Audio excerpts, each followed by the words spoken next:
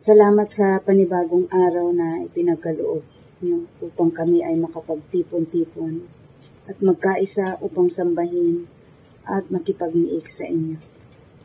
Sa inyong harapan, binubuksan namin ang aming mga puso, ang aming kabuuan, upang malaya naming marinig at matanggap ang inyong mga salita.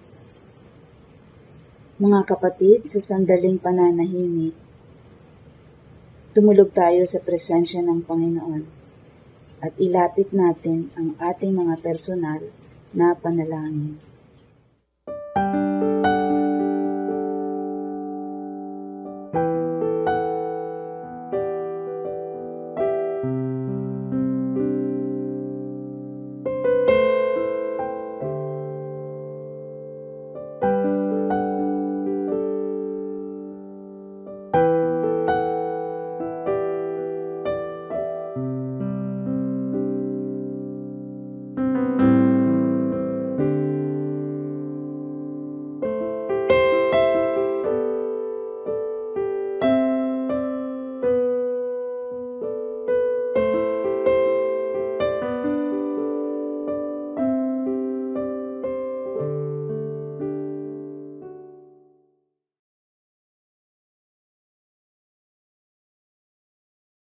All praises, all glory, and honor to our one Savior, God Most High. We praise you in this place. We praise you today.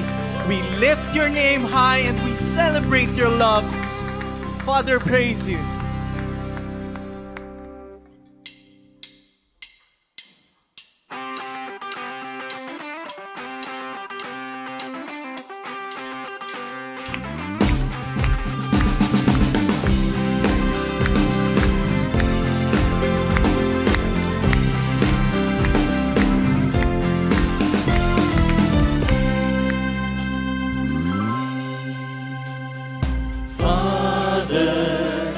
Into your courts I will enter, maker of heaven and earth.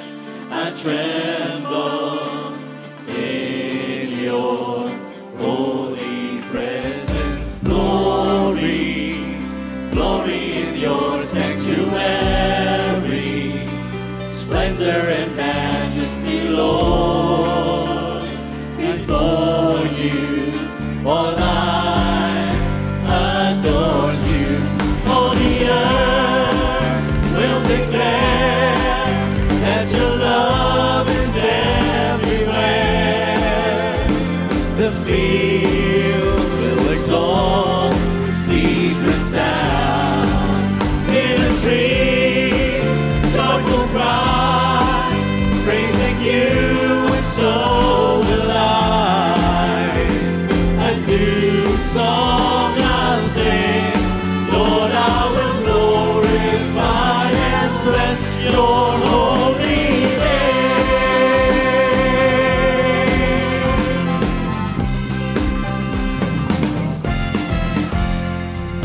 Father, into your courts I will enter, maker of heaven and earth. I tremble in your holy presence. Glory, glory in your sanctuary. Splendor and majesty, Lord, before you all life adore you. All the earth will declare that your love is everywhere.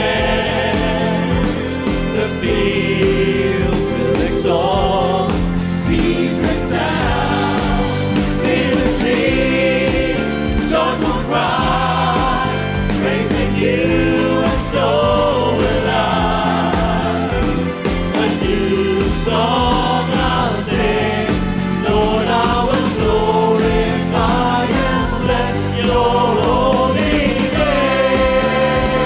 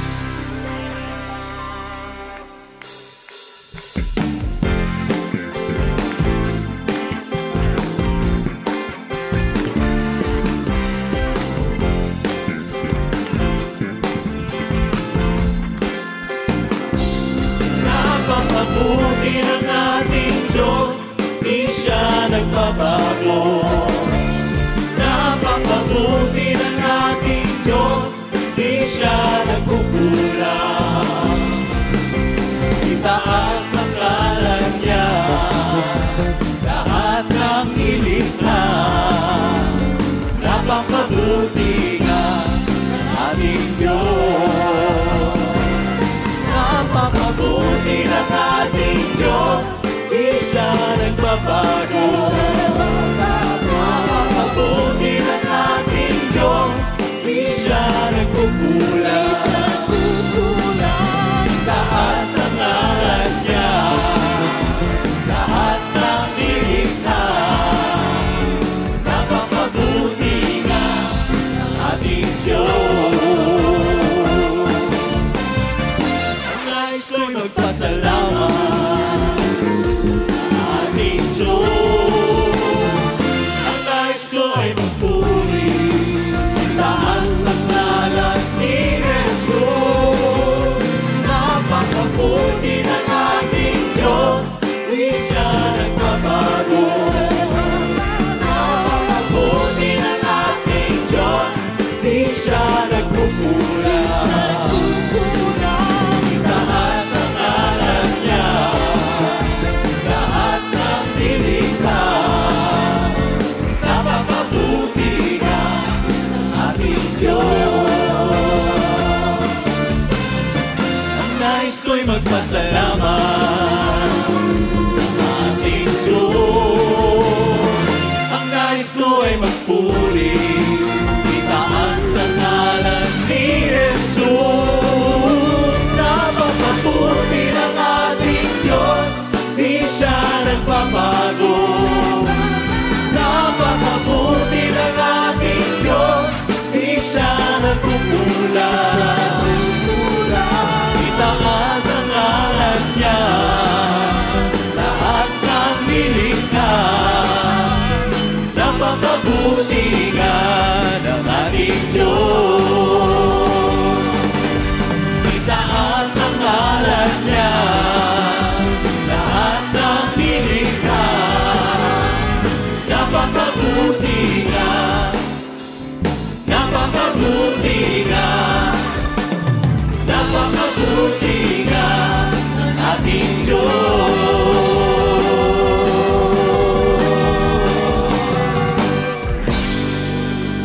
Papuri't pagsamba, napakabuti nyo, aming Panginoon. Sa aming buhay, kayo lamang, O Diyos, ang aming itataas, ang aming itatanghal. Kayo lamang ang aming susundin, Panginoon. Kaya tanggapin ninyo ang aming papuri, ang aming pag-aalay ng pasasalamat, taus-pusong pasasalamat sa inyo. Purihin ka, aming Diyos.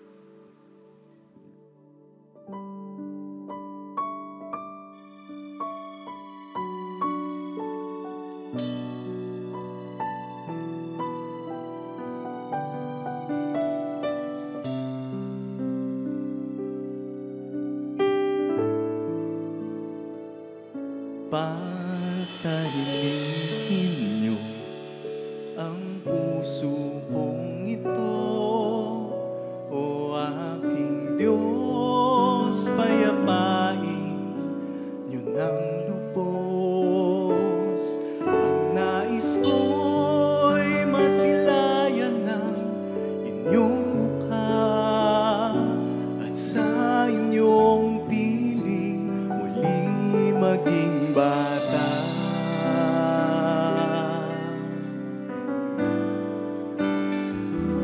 Kakalong sa inyo, magsusumbong ako, magtatanong, maghihintay ng kasagutan niyo.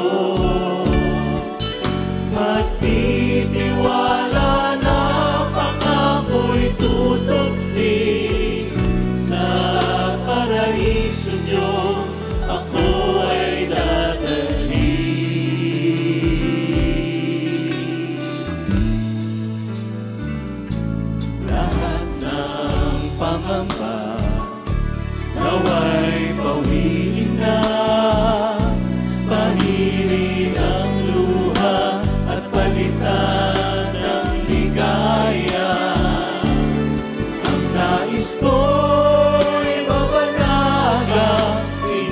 inyong ngiti, sa inyong kandiling maging bata muli.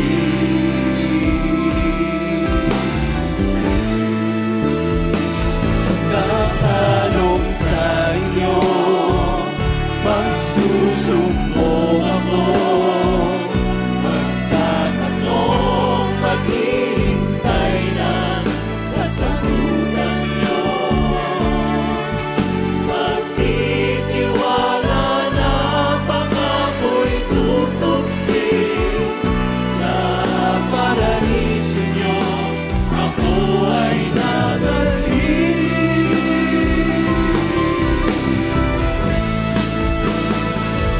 Kakalog sa inyo, magsusumbong ako, magtatanong, maghihintay ng kasagutan nyo.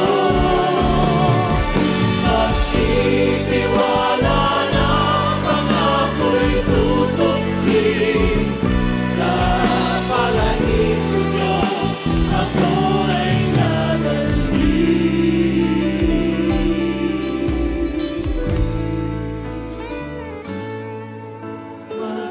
Magtitiwala na pangako'y tutupin, tatanggapin ako't inyong mamahalin.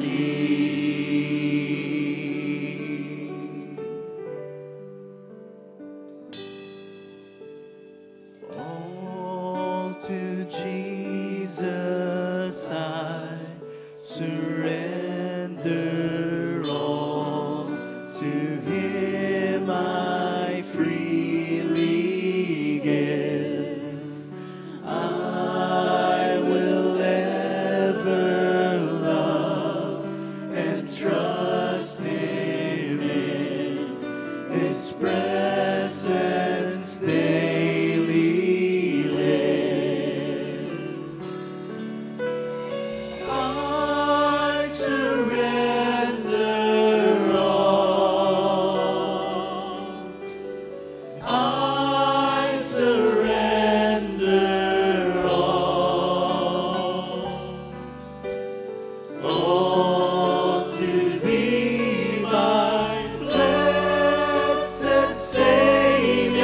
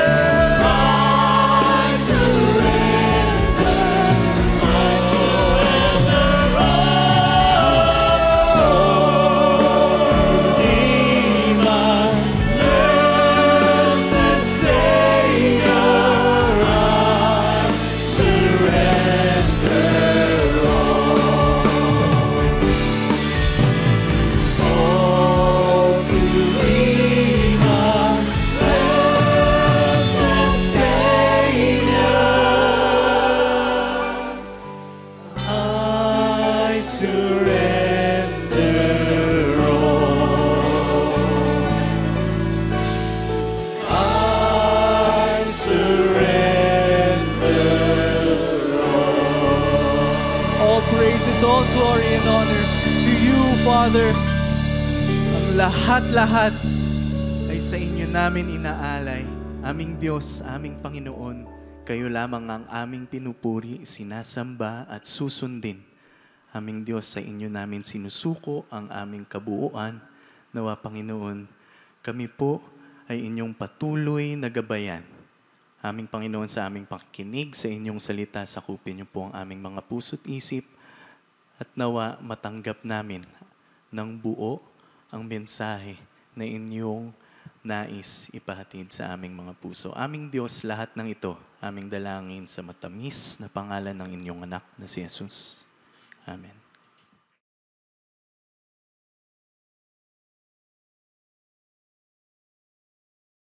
Jeremiah 29:13. You will seek me and find me when you seek me with all your heart.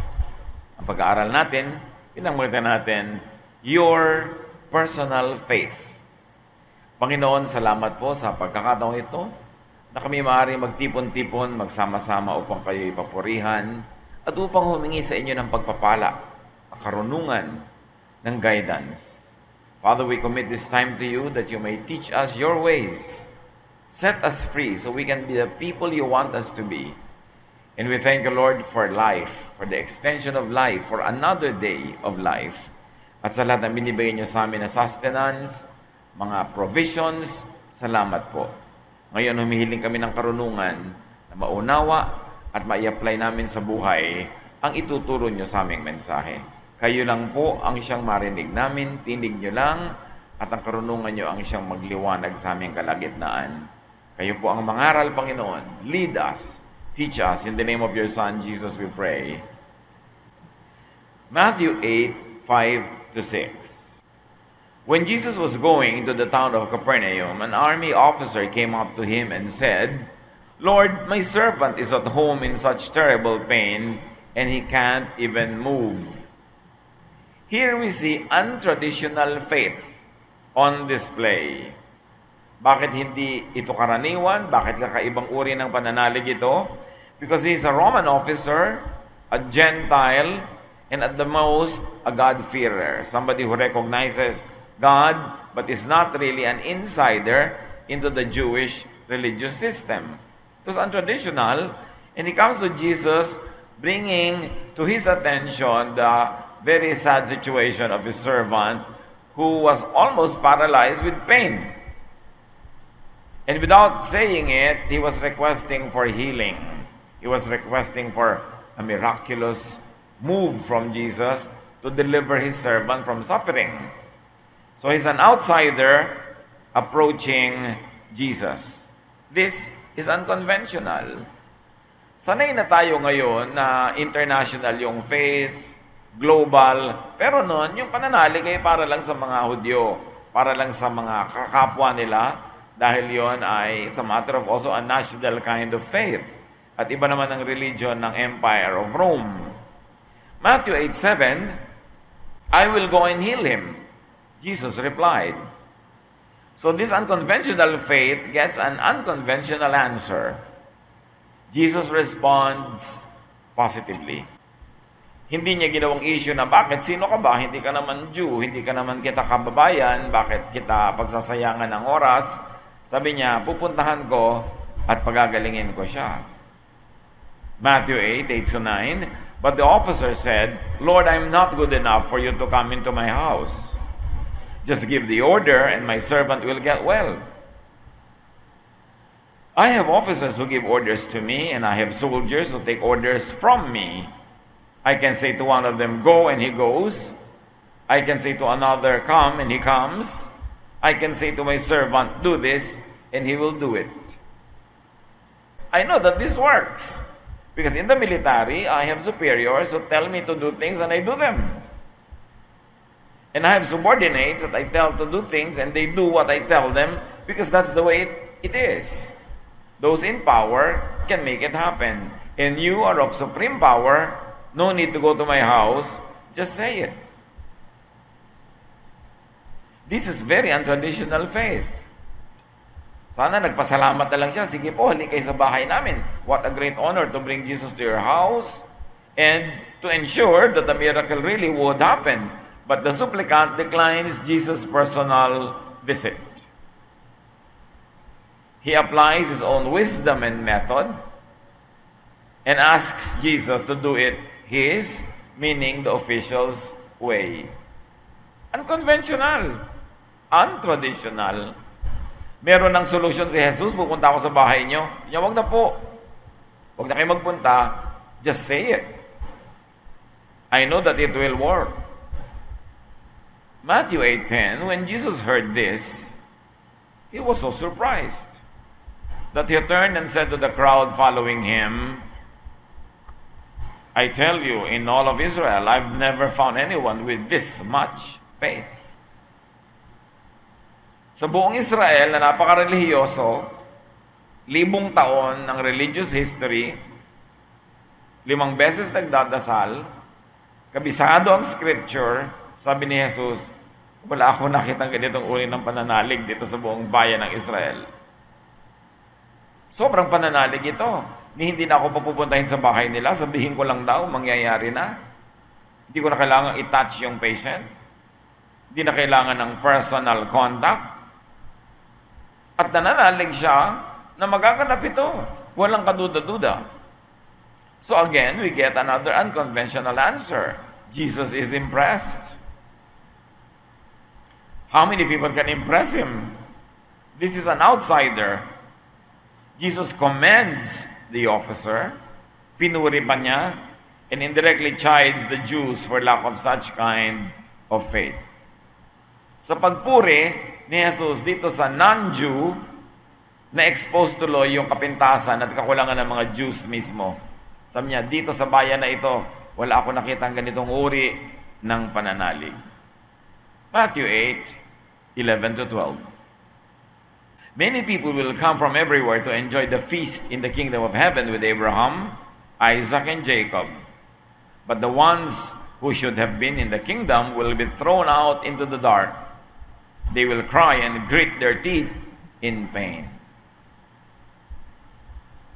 Ganon na lamang yung contrast, yung pagkakaiba ng pananalig nitong outsider, an unconventional faith and an unconventional method of expressing it, na hindi maiwasan na ibunyag ni Jesus ang tunay na kalagayan ng mga Israelita.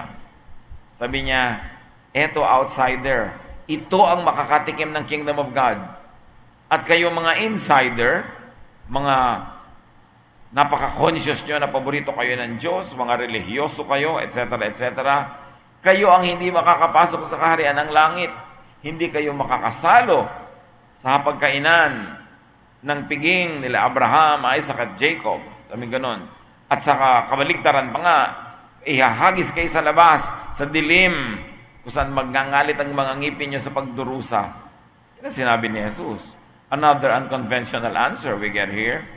Jesus stresses how the Jews won't enjoy salvation, fellowship with God, and all the other blessings. In spite of their religiosity, they won't be participating in the feast in heaven because they have never had such kind of faith as this outsider had. It was a stark contrast between the Gentile and the Jew. The Gentile would be blessed, the Jew would be shunned. Malinaw na malinaw ang mensahe ni Jesus. Mga Hudyo na may traditional na paraan ng pagsamba, traditional na pagbabasa ng traditional scriptures, traditional na interpretasyon, traditional na pamumuhay, lahat naka-formula, ilang beses magdadasal, anong gagawin nila, anong kakainin, anong hindi kakainin. Sa kabila nun, di pa sila papasok sa kaharian ng langit. At ito pa ang outsider na Gentile ang siyang makakaranas nun. At gano'n na lang ang paghanga ni Jesus sa kanyang pananalig. Matthew 8:13, then Jesus said to the officer, you may go home now. Your faith has made it happen. Right then, his servant was healed. Ganon kalakas ang pananalig, sinabi ni Jesus, your faith. Hindi niya sinabing, I will make it happen. Sabi niya, your faith has made it happen. May personal na pananalig yung tao na yun mismo ang nag-energize ng isang himala. Sabi niya, your faith has made it happen.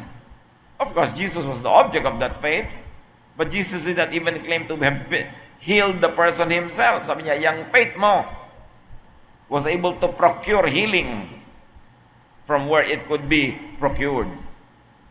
The officer's untraditional, personal, and unique faith made it happen. Bakit natin pinag-aaralan ang mga ito ngayon? Ang takal-takal nang nangyari yan. Merong mensahe dito na napakahalaga, na bihirang mapansin. That personal faith, no matter how much it does not conform with traditional faith and methods, can move the hand of God, can make things happen. Develop personal faith in spite of, beyond traditional, standard, institutional, or formula religion. Mga kapatid, linangin, ayusin, payabungin, pabungahin ang personal brand of faith. Hindi lahat isasang-ayon mo sa standard ng iba. Hindi lahat itatanong mo sa iba kung paano gagawin. Hindi mo kailangan laging isunod sa pamamaraan ng maraming tao ang iyong ginagawa when it comes to dealing with God. Hindi laging, Pastor, ilang minutes po ako magdadasal? 5. 5 po, thank you. 5 talaga nga magdadasal.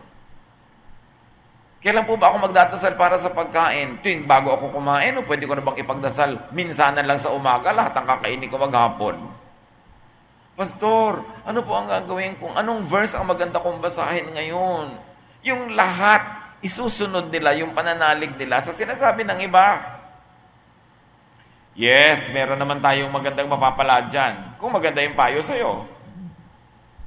Pero kahit pa nga maganda yung payo, kung lagi ka lang hihingi ng guidance, ng formula, hindi madedevelop ang personal relationship mo with God.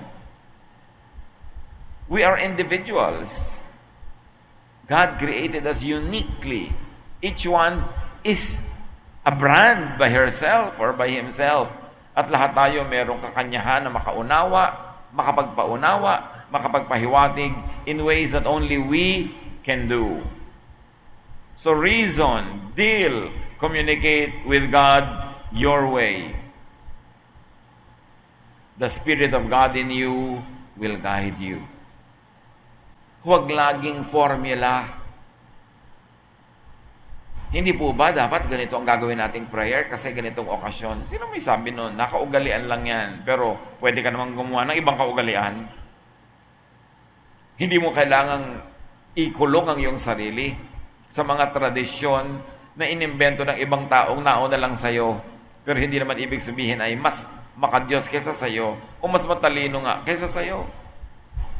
Meron tayong mapapakinabang sa mga tradisyon, pero yun ay naging tradisyon lang dahil inulit-ulit ng iba.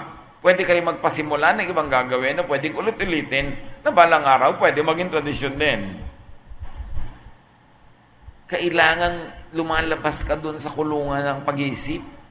Katulad na lang nitong lalaking ito. Ano ba yung tradisyonal na paraan para mapagaling yung kanyang pasyente? Dadalhin niya yung manggagamot o yung spiritual healer sa pasyente, hahawakan, ipapanalangin, may mga ritual-ritual. Pero sabi ni Jesus, halika, pupunta ako sa inyo. In fact, Jesus was going to do it the traditional way. At siya namin sabi, huwag na po, huwag ng tradisyon. Pwede naman ng innovation. Pwede nating ibahin ang system. Kasi kayo naman yan makapangyarihan kayo. Walang pwede mag-limit sa inyo. So walang president yung ginawa nila. Walang naon ng example.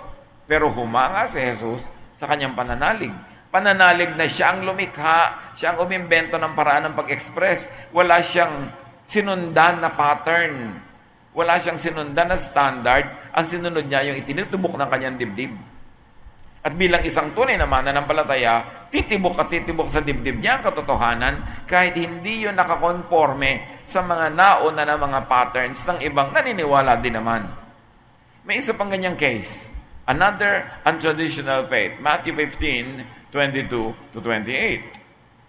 Suddenly, a Canaanite woman from there came out shouting, "Lord and Son of David, have pity on me. My daughter is full of demons." Jesus did not say a word, but the woman kept following along and shouting. So his disciples came up and asked him to send her away. Jesus said, "I was sent only to the people of Israel. They are like a flock of lost sheep." So another traditional answer. It was Jesus who gave the traditional answer. Kasi yung babae hindi Jew, hindi Israelite. She was a woman from Cana. She was a Gentile. Pero may problema siya dahil inaalihan ng maraming masasamang espiritu ang kanyang anak at si Jesus ang pinananaligan niyang makapagtataboy noon. Susunod-sunod siya, dumadaing-daing, iiyak-iyak. Hindi naman siya pinapansin. That was the traditional way. Hindi papansinin ng Jew ang Gentile. Hanggang nayamot na nga itong mga disciples. Sabi, "Lord, paalisin niyo naman yung babaeng yan, ang kulit." Hindi kasi kasali yung mga Gentile sa listahan ng pagpapalain ng Diyos sa tingin nila, sa paniniwala nila, sa tradisyon. Pero ang babaeng ito, nagpatali ba siya sa tradisyon? Alam naman niya ang tradisyon, hindi siya pwedeng humiling, hindi siya pwedeng lumapit. Pero nagpatali ba siya? Meron siyang personal brand of faith na hindi naging limited by what has gone before or in history. At sinabi sa kanya ni Jesus, "Panghudyo lang ako, hindi ka naman Hudyo eh." Verse 25, the woman came closer. Closer pa. Yung iba dyan, lalayo na, magtatampo, mahihiya. Lalo lumapit. The woman came closer, then she knelt down talagang meron pang kneeling and begged, "Please help me, Lord." Hindi siya natinag, hindi siya naitaboy, lalo pa siyang lumapit at lalo niyang itinaas yung ante. Lumaki ang nakataya, may luhod pa. No? 26, Jesus replied, "It isn't right to take food away from the children and feed it to dogs." Dogs ang tingin ng mga Jew sa mga Gentile. Sila lang ang tao, yung iba hindi. That was the traditional point of view. Whether Jesus meant it or not, we are not told. But Jesus said it. Some people think he was just testing the faith of this woman. But we see what will happen. Verse 27, matapos mapagsabihang aso, "Lord, that's true." Hindi niya kinontra. The woman said, "But even dogs get the crumbs that fall from their owner's table." Jesus answered, "Dear woman, you really do have a lot of faith, and you will be given what you want." At that moment, her daughter was healed. Kung yung babaeng ito naging traditional, ni hindi siya susunod, hindi siya hihingi, hindi siya aasam. Kasi alam niya, by tradition, wala siyang pag-asa. Kung ang babaeng ito traditional, nung unang pinigil, nagpapigil na sana. At kung ang babaeng ito traditional, dapat nung sinabihan siyang hindi siya pwedeng bigyan ng blessing at siya aso, nagtampo na lang sana siya. Pero hindi. Another Gentile. Another example of personal faith, style, and approach. It worked like it did on the other. It took outsiders to make it happen. It took people outside of the system, outside of the box, to give us lessons that up to now ring across the times. Hindi kailangang sumunod sa pattern ng mga nauna when it comes to dealing with God. Hindi isang formula lamang ang magagamit mo para mo maabot ang Diyos. Dahil napakalaki ng Diyos, kahit saan ka umabot, maabot mo. Kahit paano ka umabot, maabot mo. Kasi He fills heaven and earth with His glory. Hindi mo kailangan ng mapa papunta sa Diyos, kasi kahit saan ka pumunta, nandun ang Diyos. Hindi mo kailangan sundin ang mapang ginawa ng iba lamang. Isaiah 1:18, "Come now, let us reason together, says the Lord.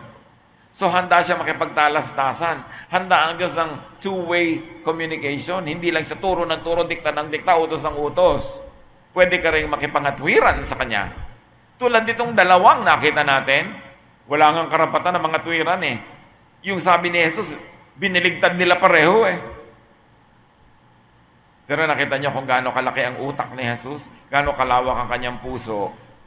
Kahit yung original niyang sinabi, binabaligtad at iniiba, kasya pa rin yun sa system niya. Dahil ang laki-laki ng system niya. Hindi siya na-offend. Humanga siya sa paninindigan ng dalawang taong ito. What does it mean to us today? Worship God. Your way, your style. Pag dumadalo ka sa isang corporate worship event, natural, may definite beginning, may definite ending, may schedule, may order of worship. Sumunod ka para hindi magulo, para hindi ka makapanggulo at makaabala ng iba, at para ma-bless ka doon sa ipinlano at inihandang program. Pero pag nag-iisa ka sa iyong bahay, sa iyong kwarto, saan ka man naroon, worship God your style, your way. Hindi mo kailangan lagi ang simula mabibilis sa kanta, kakanta ka, tapos mamaya yung one half, the other half is mababagal na kanta. Formula yun eh. But it works when many people are together. Pero kung gusto mo ikaw, anong gusto mo kanta? Magpakanta-kanta ka ng gusto mo, bumagal, bumilis. Gusto mo sumerko, magpatalon-talon, do it. O gusto mong nakaupo ka lang, tahimik na tahimik.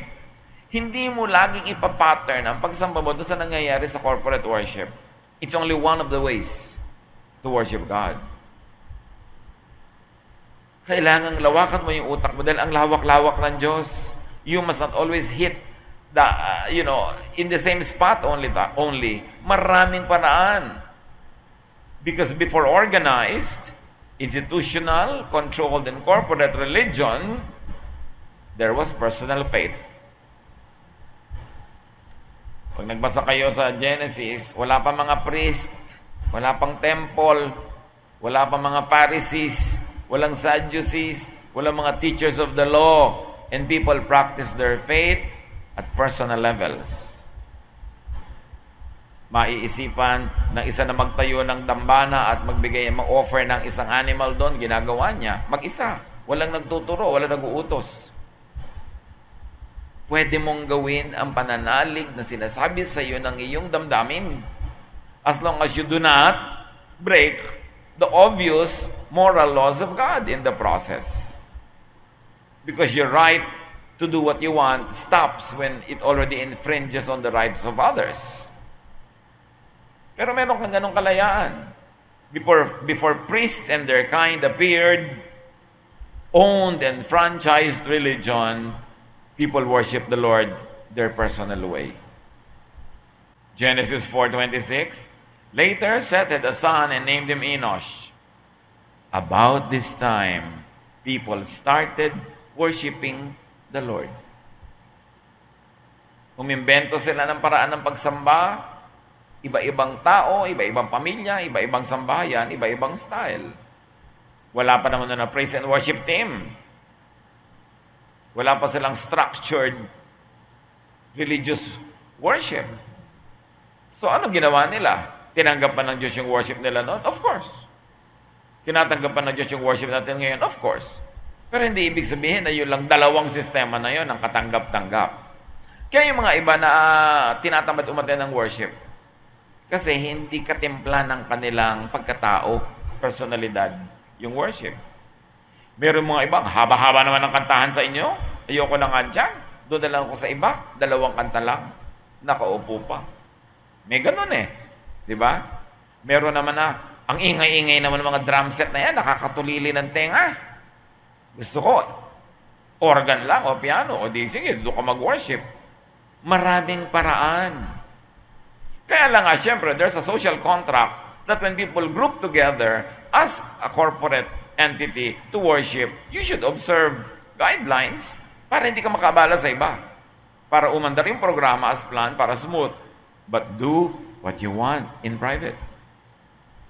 Then you will be able to have a more colorful, more relevant, more personal worship, and you might even please God more. Tulad ng nangyari din sa dalawang ito, lumabas sila sa sistema, lumabas sa standard, pero lalong nalugod si Jesus. Halimbawa, sa pagdarasal, ano bang turo ni Jesus? Matthew 6:6. When you pray, go into your room alone and close the door. Pray to your Father in private. He knows what is done in private, and He will reward you. Jesus did not organize any large prayer rallies. Although hindi naman masamang mag-organize at sumali, kung nabe-bless ka. Pero kung naoobliga ka lang, hindi mo kailangan sumali. Meron pa nga, mas hindi ka makapag-pray dahil natutulili na yung tenga mo doon sa, oh Lord, Father God, yes Lord, Father God. Oo nga, Father God na ngayon kausap natin, hindi naman tayo lumilipat ng kausap. Ulit ka ng ulit ng Father God, alam naman natin yan na nga ang kausap natin. Pero naman, hallelujah, Lord, hallelujah, hallelujah. Wala na sabi ko, hallelujah. So kung hiyang sa'yo yun, okay, pero kung hindi ka hiyang doon, pray alone. Hindi ka obligado na laging sumali sa group prayer. Although to develop your character as member of a spiritual family, it's good to join. But don't feel guilty when you're not enjoying it. Yung iba pa po yung pastor, sama-sama ko po yata, pupunta ako sa impyerno kasi inip na inip ako pag prayer meeting. Siguro, mabilis ang utak mo, 3 sentences lang, okay na sa'yo. Yung iba, 3 paragraphs ang kailangan nila. Di wag ka sumabay. But don't feel bad. Kasi magkakaiba talaga tao. Magkakaiba ng hilig. Jeremiah 33:3, call to me and I will answer you and tell you great and unsearchable things you do not know. Gusto ni Lord yung ganon, tumawag ka, pag-usap tayo, ipapaliwanag ko sa'yo. Paano ka makikipag-usap sa Diyos kung nagbabasa ka lang ng prayer book? Pati yung comma, yung tuldok nakalagay dun. Paano ka magde-devotion? Nabasa ka lang ng devotional guide. Talaga bang nakakapag-devotion ka? Yung guided, start. Read with this verse first, okay?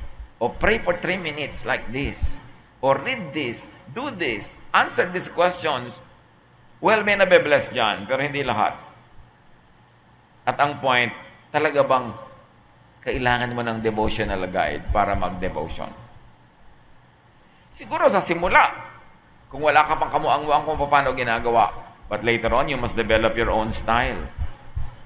Will you incorporate a lot of Bible reading or just a lot of prayer or a lot of just quiet moment when you're not reading, you're not saying anything, and you are just there ready to hear God's voice?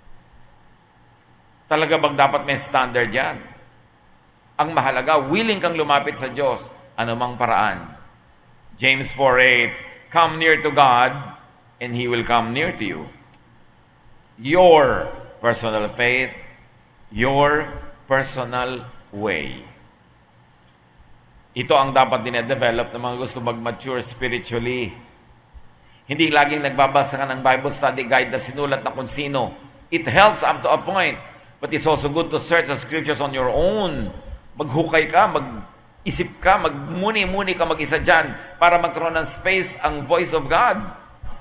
Hindi lahat yung guide binabasa mo, formula. Hindi lahat ng masarap na niluluto, recipe. Adobo nga may iba ang adobo ng tita, iba ang adobo ni auntie, iba ang adobo ni nanay. Di dapat ganun din yung prayer mo, ganun din yung devotion ng mga tao, kanya-kanya. Although merong isang regular, standard na, alam mong ito ang adobo. Iba naman yung adobo halimbawa sa paksiw. Pero maraming versions. God is not a God of sameness. God is God of variety. Gustong-gusto ng Diyos ang variety, kaya ang dami niyang ginawang korte ng ilong, ba't hindi isa lang? So may variety kasi sa paglapit sa Panginoon. God's greatness and majesty cannot be fully contained, owned, communicated by organized or corporate religion or church or practice. While it is good to join such group activities, never neglect your personal time with God. Hindi ko umuumaten ka ng isang activity, ay nakipagniig ka na sa Diyos, when 90% of the time, mga tao doon yung kaniig mo. Hindi kung umattend ka ng ganitong service at nakarinig ka ng sermon o naipanalangin ka, nadinig mo na nga ang tinig ng Diyos na wala kang personal na pakikinig ng diretso mula sa Kanya patungo sa iyo. God can speak to us through other people, but all the more that God can speak to us directly. Ang kulang lang talaga sa atin, pag-iisa para may space ang Diyos. We have to fill every single moment with an activity that sometimes God is not able to position Himself because there's no space for Him. Isaiah 66:1, the Lord said, "Heaven is my throne, the earth is my footstool. What kind of house could you build for me? In what place will I rest?" So pati yung temple, sinasabi ng Diyos, hindi ako dyan titira. Hindi ako kasya dyan. Ang laki-laki nga ng mundo, tungtungan ko lang yan ng paa. Ang laki-laki ng langit, upuan ko lang yon, trono ko lang yon. Tapos mangangahas kayong sabihin, gagawa kayo ng house of God? How can you house me? Hindi ako kasya. At pag in-extend natin ang reading yan, mga kapatid, how can you house the wisdom of God in just one theology? In just one religion? In just one Bible study guide? In just one book? Pwede mo bang ipagkasyahin doon ng Diyos? No. What and who can contain God? Kaya dapat nilalakihan natin ang kaharian ng Diyos at kasama sa kaharian na yon yung sarili nating utak na maghari siya doon. Hindi ang hari doon kung sino-sinong mga author, kung sino-sinong mga pastor, kung sino-sinong mga leader, kung sino-sinong mga teacher. Well, they can be useful and helpful, but make sure that you leave most of the space to God Himself. And that is personal practice of your faith. Hindi lahat ng mabubuting gagawin mo through the church, may mga ministries. Meron ka rin dapat personal ministries. Kasi ang relasyon natin sa Diyos, personal. In private, pray and worship your personal way. Hindi yung nag-iisa ka na nga, susundin mo na naman yung formula. And in community, conform for the sake of order. Communicate with God your own personal way. Beyond prayer guides, beyond Bible study guides, kasi tao din naman yung gumawa ng Bible study na yun, tao ka rin naman, anak ka rin ng Diyos, ba't di ka pwede mag-aral ng salita niya? Ba't kailangan laging umasa ka lang sa iba? Siyempre, ang gusto ng religion, yung kontrolado ka. Ba't hindi yun ang gusto ni Jesus? Kaya nakita niyo kung paano niya in-honor tong dalawang tao na lumabas sa kahon, sa tali, sa gapos, lalo niyang pinagpala. Know God, communicate with God beyond devotions made by others, although at times they can be useful. Beyond commentaries and theologies, you can know God. Lagi na lang, uy, ano binabasa mo ngayon? Sinong Christian writer ang binabasa mo ngayon? It can be helpful up to a point. Pero may nagtanong na bang, ano ang pinag-iisip mo tungkol sa Diyos ngayon? Ano mga personal reflections mo tungkol sa Diyos? Yung pag-isa mo, nagmumuni-muni ka, anong pagpapakilala sa Diyos ang nakita mo? Puro lagi na lang, eto sabi ni gitong author, sabi ni ganung author. Mahalaga, pinoproseso para tayo lumago. Listen to and hear God in your personal way. Up to a point, practice personal religion. Hindi lamang yung religion by affiliation or by membership. Well, up to a point, that can be helpful. So observe, practice, and perform your private spirituality, your private godliness, your way. Huwag matakot. Tingnan nyo yung dalawa, lumabas sila, pero napaggantimpalaan pa nga. It is our intention that God will honor. Once in a while, we will commit mistakes, but who doesn't? Don't tell me na kung kasunod ka na isang malaking grupo o mabasa ka ng isang guide na sinulat ng kung sino, ay, hindi ka na nga magkakamali. Kasi kung mali siya, mali ka na rin, nahawa ka na. Kailangan ng personal na panunuri. And share and communicate God and godliness your way. Pastor, paano ko po ba share ng lola ko tungkol kay Jesus? Bakit mo ko tinatanong? Wala ka bang utak? Paano mo i-share si Jesus? Paano? Ano po ba ang sabi ng manual natin, yung manual number 3? Well, yung manual number 3, sabi, ganito, buksan mo yung Bible, ituro mo ito, pag-prayin mo siya, i-lead mo siya ng sinner's prayer. Pero yun lang ba talaga ang way to lead your lola to the Lord? Hindi mo ba siya pwede ipagluto ng goto at habang ine-enjoy niya yung goto mo na ang sarap-sarap, sabi mo, ganyan ka kamahal ni Jesus. Kung paano kita kamahal, lola, higit ka pamahal ni Jesus. Hindi lang goto ang hinenda niya para sa iyo, kundi marami pang iba. Hindi ka ba pwedeng mag-deal sa kanya ng hindi dadaan sa manual? Sobra kasi tayo na manualize. Yun ang nagawa ng evangelical Western Christianity. Manual lahat. Tinanggalan ka na ng diskarte, tinanggalan ka na ng utak. Share and communicate God your way and it will be effective. Sasabihin ba, bakit wala po ako mawin na soul?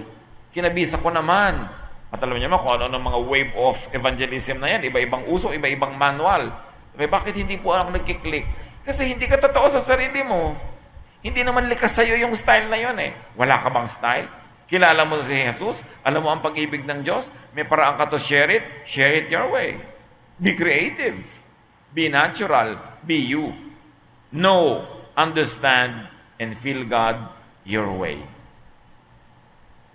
Dear God, anong ibig sabihin sa amin ng mga ito? Well, we appreciate corporate religion. We appreciate the benefits of being with a group, reading other people's works, and being guided by other people's experience and wisdom. Teach us to develop personal spirituality, personal devotions, and we even dare personal theologies. Because you are truth. Napakalaki ng iyong truth, hindi maliit. Turuan mo ko, Panginoon, na i-apply itong mga katotohanan na ito to develop our personal spirituality and religiosity so that we may be adding a lot of color and vibrance and music to the way your gospel is being shared with people. Turuan mo kaming appreciatein kung anong binigay nyo sa amin na natural talent, natural na mga pagkatao namin, at kayo'y aming maipakahiwatig, maiparamdam sa paraang kami ang makakagawa by being true to ourselves. At turuan nyo rin kami, Lord, higit sa lahat, matutong i-apply sa aming personal lives ang lahat ng turong nadidinig namin kung saan-saan nagmumula. Turuan mo kami ito'y salain, iproseso, at pahiyangin sa aming mga personal na pangangailangan, mga buhay, at mga hangarin. Turuan nyo kami, Lord, na magkaroon ng personal spirituality. Pagbulay-bulayan natin ng mga kapatid ang kahulugan nito, ask God to give us very concrete ways to apply this in our daily lives. Lord, as your people sit in silence for a while, let your voice speak to us, teach us, convict us, guide us to better and broader personal spirituality.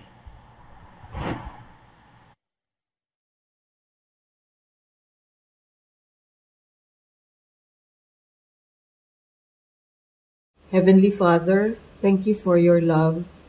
Thank you for the privilege of having a personal relationship with you. May we continue to know you deeper as we reach out to you in the most personal way. Thank you for loving us and for giving us the freedom to approach your throne of glory.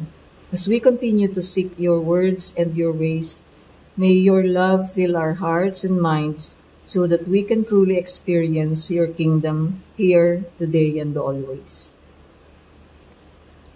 Sa ilang sandali ng katahimikan, patuloy po nating pasalamatan at papurihan ang ating kataas-taasang Diyos.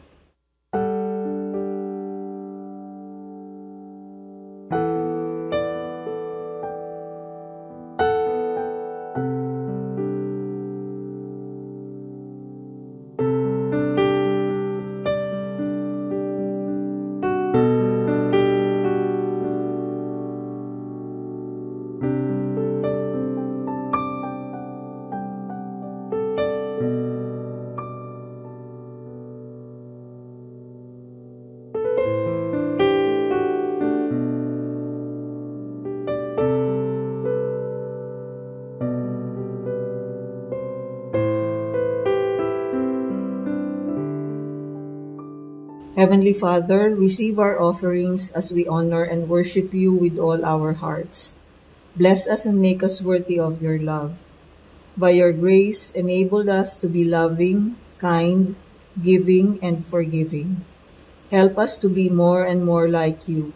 In Jesus' name we pray.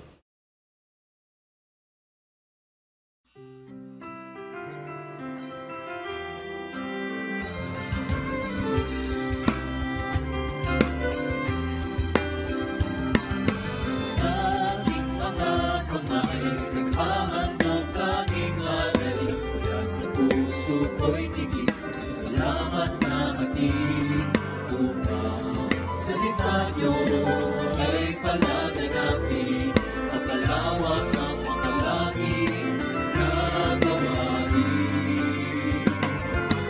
Tinig na umaawit, patuloy ang inihahatid sa salamat na sinasambit, ang kalakay walang hatid. Upang sayang ibinabalik pagkabiyayang galing sa langit, tunay at mayaman inyong pag-ibig. Ang aming alay, O Diyos, ay tanggapin. At kung na pinakamainam ang aming dadalhin, lahat ng ito'y sa inyo dinanggaling. Manalaan tungo sa inyong gawain. Aming alay, O Diyos, ay tanggapin. Kung na pinakamainam ang aming dadalhin, lahat ng ito sa inyo dinanggaling. Nakalaan tungo sa inyong gawain. Lumapit sa Diyos na ay likha sa ating mundo. Alagod kayo naman siya naman. Siya naman.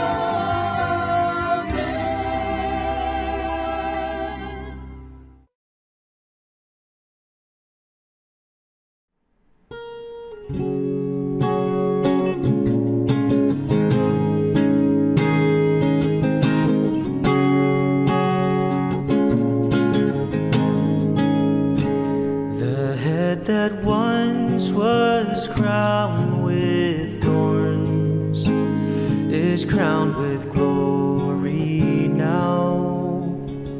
The Savior knelt to wash our feet. Now at his feet we bow.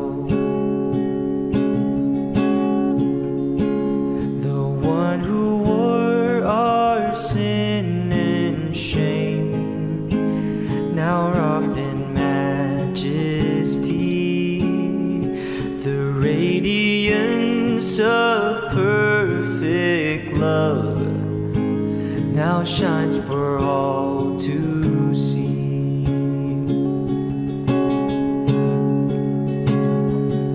Your name is victory. All praise will rise to Christ our King. Your name is victory. All praise will rise to Christ our King.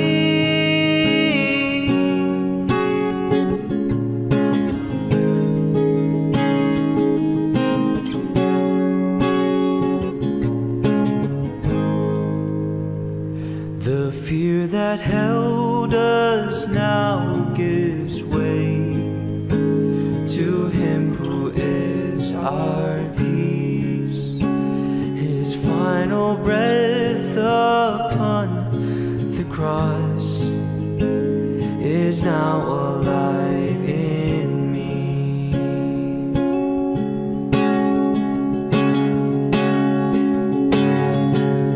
Your name is victory.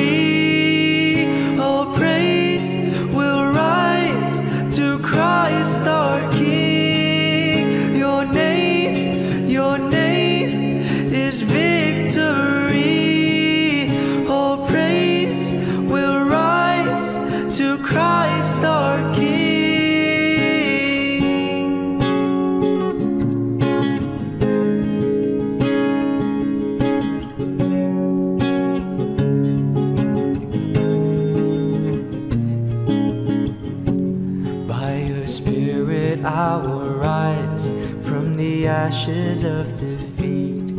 The resurrecting King is resurrecting me. By your Spirit I will rise from the ashes of defeat. The resurrecting King is resurrecting me. By your Spirit I will rise from the ashes of defeat. The resurrecting King is resurrecting me. In your name I come alive to declare your victory. The resurrecting King is resurrecting me. By your Spirit I will rise from the ashes of defeat. The resurrecting King is resurrecting me. In your name I come alive to declare your victory. The resurrecting King is resurrecting me. By your Spirit I will rise from the ashes of defeat. The resurrecting King is resurrecting me. In your name I come alive to declare your victory. The resurrecting King is resurrecting me.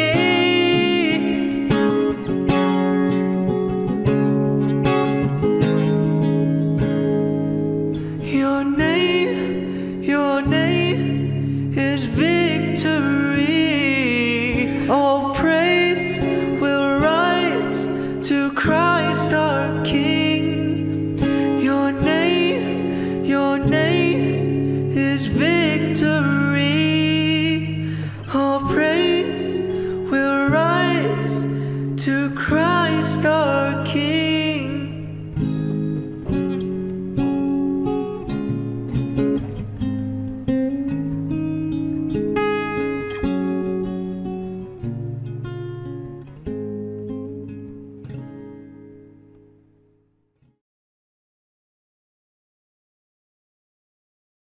Salamat po, Ama, sa pagkakataong kayo'y mapasalamatan, mapuri at maalayan ng aming mga handog.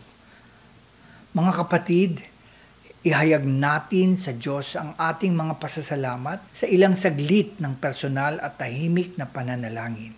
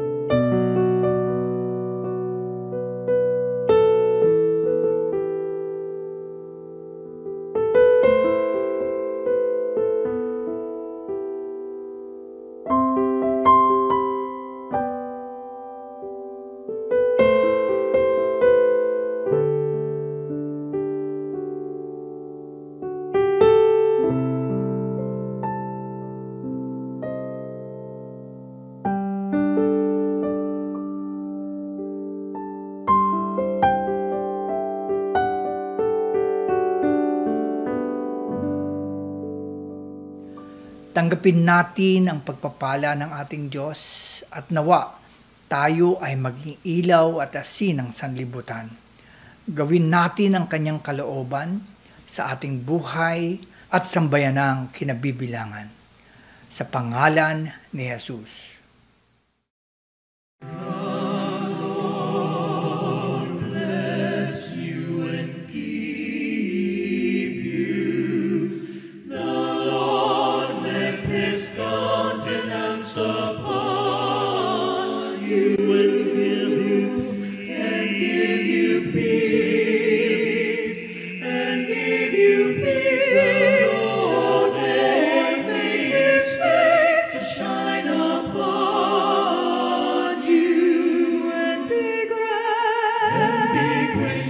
Unto you, and be gracious.